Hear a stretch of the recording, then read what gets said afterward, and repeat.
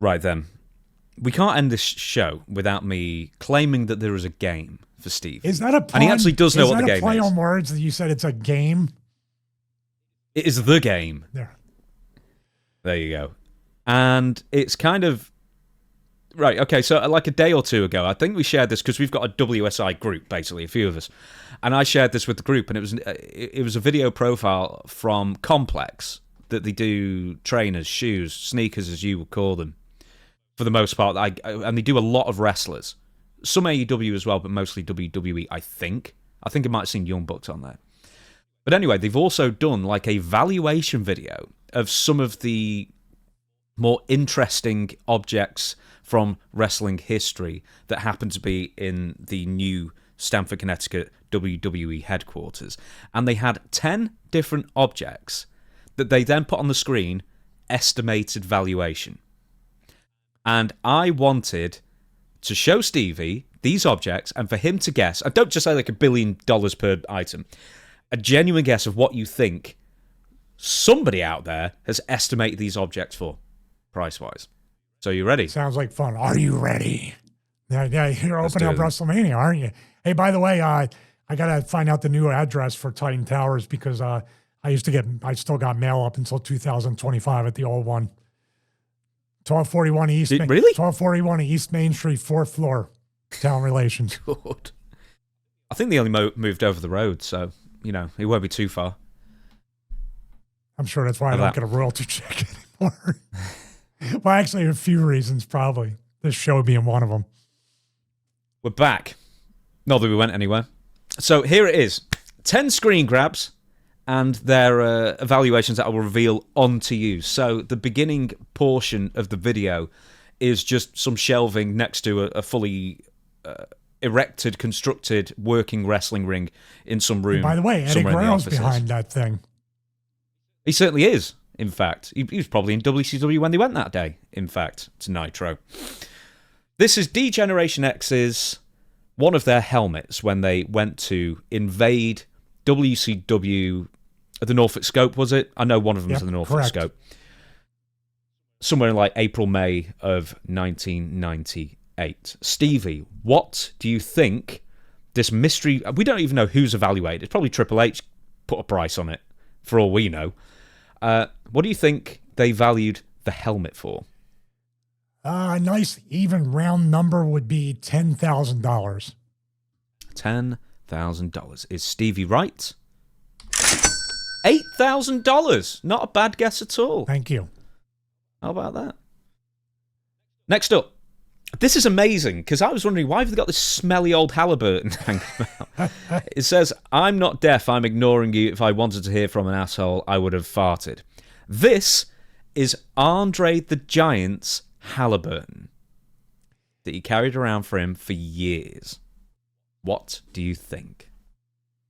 I'm going to have to go with not such an even number, but a round number of $25,000.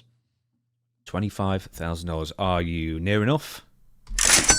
$50,000. Oh my goodness. Yeah, I'm wondering. I'm kind of wondering these valuations. I was going to say 30, but I thought that was way too high.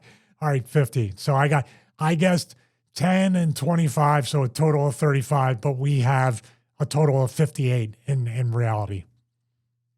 I think this is interesting. In their reality. In their reality. I think this is interesting because, one, I can't imagine anyone wanting it for $50,000, but hey, that's collectors, who knows? Wrestling collectors, generally, I mean, if you're going to compare it to stuff like football cards or baseball cards or Pokemon or not games, but what's worth cars? Something stupid, I don't know. Wrestling merchandise stuff is kind of not that overvalued compared to a lot of other sports, I think, for memorabilia. Well, it depends on this is a one-of-a-kind thing, just like the helmet. So these are one-offs. Or the thing Andre carried around for years might have some kind of sentimental or value to people. As a matter of fact, I'm thinking about auctioning my stuff off for that cat rescue. Maybe I should apply the WWE valuations and see. They'll end up making you pay. That's true. Hunter would. To have it. Yeah. Here's the thing. With this suitcase, though, you kind of have to explain it. It's not obvious what it is, so I think that kind of like makes it overvalued at 50,000. Because hey, look at this suitcase. Yeah, cool.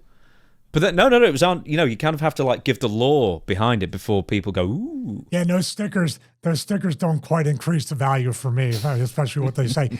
By the way, Halliburton's Tony Garea, Halliburton. Hey, look at my Harley Halliburton. You got a Halliburton, I got a Halliburton. We're both giants.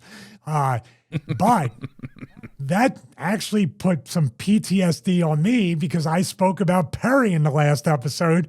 Him and Taz used to lay on those Halliburtons. Oh, man, I need help. I need better help.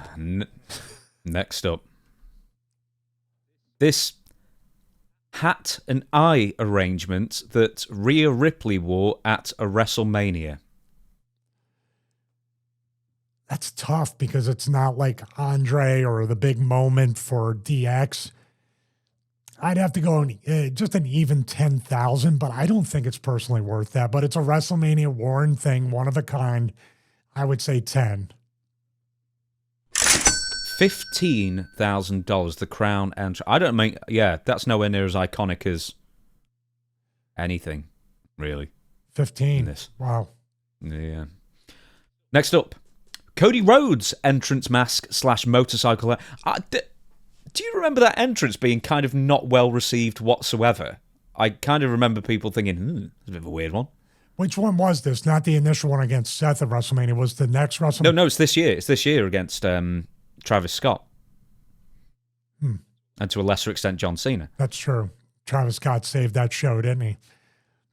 Man. They were on so much momentum after thinking, don't bring out The Rock. We need Travis Scott. Okay, this one, based on the custom look of it and the fact of where Cody's spot was and is, man, I want to say 50, but then I'm comparing to Andre the Giant Halliburton that he carried around for probably decades. I would maybe split the difference, say 40. Well, this number is going to make you go, whoa! $25,000. I'm high with that. Bargain. It is a custom You can be $1. You can't be one. What was it? You can't be $1 over. What was the Price is Right rule? Oh, if you're $1 over, you're disqualified. Yeah. There you go. I would just bet $1 for all these. See if I can get them right. See, just like Price is Right. The Undertaker's like original or one of his original urns from 1991 or so. 100,000. 75,000. Not too. So I'm on the whole spectrum of undervaluing and overvaluing, but it might even out for me. The total valuation, I might be good. Next one. A lantern used by Bray Wyatt. I'm not even sure it's like the original lantern or not, but it's a lantern used by Bray Wyatt. Oh, that's tough. Just on, obviously, rest in peace to Bray. Based on the other valuation, I have to say 25. I think this one's going to come in a bargain, if I remember rightly, because 7,000. Really? Yeah, so I guess this is one of the original ones because it says 2013 on it. That's a very strange thing because I think that the value would go up after he's gone. But there were so many lanterns. I think that's kind of. I know, but they can have 16 different DX helmets too, and just say this is the one. Here, pal. Next up, I don't know how many we've got left. Oh, here we go. We've got 4 more left. Triple H's. $45 billion. You're quite close. This is Triple H's original working sledgehammer that he used for the first time ever on a casket, not a coffin, I was nearly going to say coffin, a casket with The Rock inside. I remember this segment very well as a kid, 1999, around May time, I guess. How much for the original sledgehammer? What was Undertaker's earn again? 75? Yeah. $75,001. $5 grand. Well, hang on. This one's saying 2006 sledgehammer. See, that's not the original then. So, well, they gave a big old story about 1999. Then they're given a 2006 thing. Here's the thing. Triple H did say an interesting story. He said nearly every hammer he used was real. Especially, but occasionally he'd use like a sponge head one. Cover it with his hand. Yeah. And anyway, so I remember once when he was like trying to walk out of the ring, and I remember like the wooden thing bowed because it wasn't wood, it was sponge or like a fake material or rubber. But there was also one time, apparently, WrestleMania 17, the greatest WrestleMania of all time, many still say. He went to hit The Undertaker when he was giving him the last ride. And this was a fake sledgehammer. It was a real wooden handle, but the fake head. Somehow, he hit Undertaker so hard that the sponge hammer bit sort of just disintegrated, or it didn't hold the wooden thing, and basically he just jammed the wooden handle right in his head. Oh my God. Cut him, split him completely. Oh. Well, see, Hunter, I could have said 2 cents or 5 cents or whatever. I overvalued it by, what, $70,001. Are you adding everything up? No. Okay. Chris can at the end. Here's an interesting one. This is Buddy Rogers' original World WWF Championship, despite the fact that it has a continental United States motif on the front, because this is a belt that he would wear previously in different territories. Then when he went to the WWF, when it was brand new formed, this was the original world title. How much? Based on a wrestling collector, I figured this out of everything we've watched already or kind of guessed the value on. This will be the Holy Grail. The actual original belt from like before the Capitol Wrestling days, right? This is way back in those WWF. No. WWF. Capitol went to WWF. So this is like the initial WWF shows in 63. I'm sorry. I thought Buddy Rogers was just champ a longer time ago than that. So that's my mistake. Well, he was the NWA champion before he was WWF champion, I believe. Pat O'Connor, I think he was. True. I agree. James knows his past history. He's a big fan of wrestling when he wasn't alive, just to remind you from an earlier segment.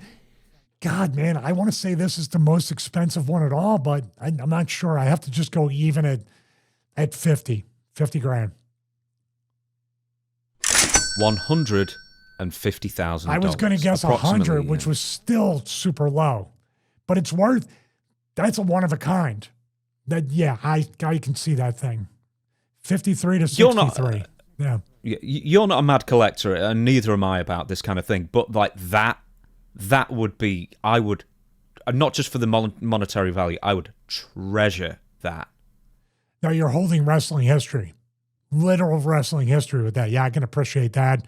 And you might think, hey, the belts today are much bigger and they're more gold and they're flashier and everything. But this gives me that big fight feel when I look at the belt. I know this is a different story, but you know, like Tito Santana, like one of the original Intercontinental Championships before it went to the classic Ultimate Warrior. The orange leather one with the gold, right?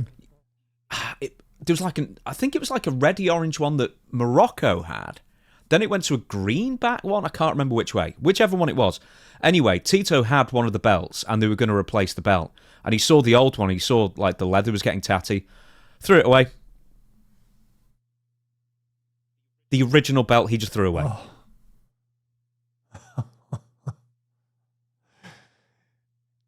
You never know. He could have made himself some money there. Man. Right. I was just thinking the way WWE feels, but to me, that valuation is, if you're a wrestling fan, a collector, and you want that, it's one of a kind. And there you go. Yeah, I think that's worth it. Yeah, he also used to have the circle in the middle. He used to have a picture of Buddy Rogers' face. I do remember that. So. Hey, by the way, are they actually thinking about selling these, or are these just memorabilia? They're procuring, in the building, man. Right? Yeah, I think they've got apart from the archivists, they've got people on the lookout for the one of a kind history memorabilia.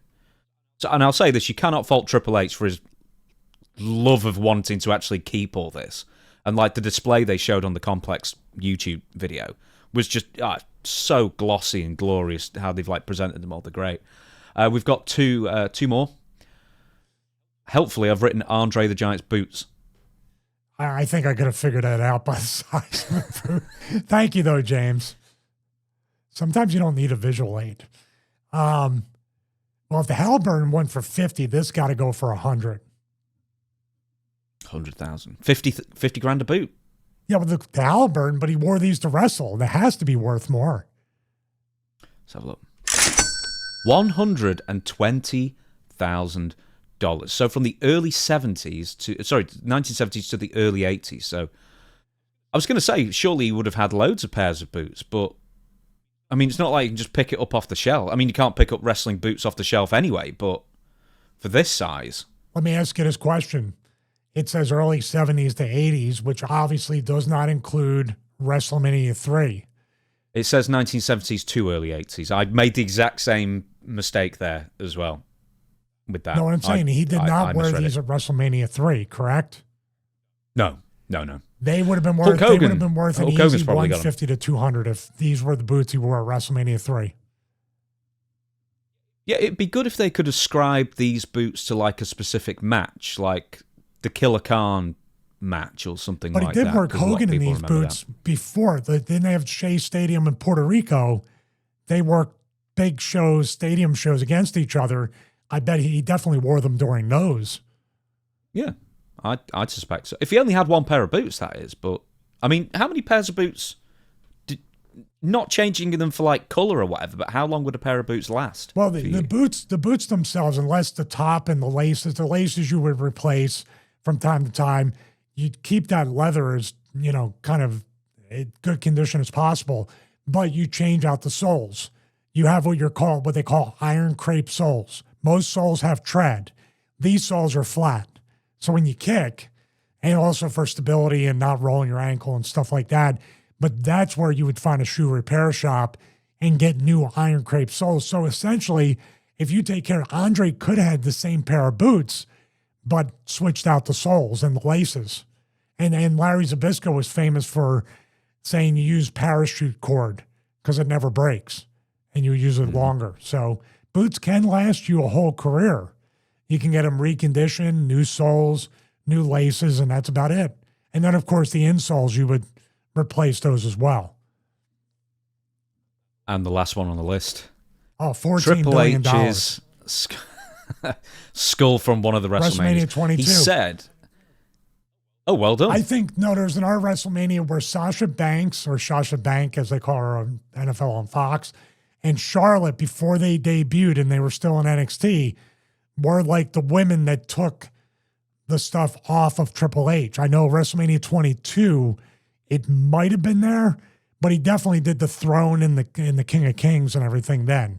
That's when he wrestled Cena, I believe. There's at least 5 of these in different designs.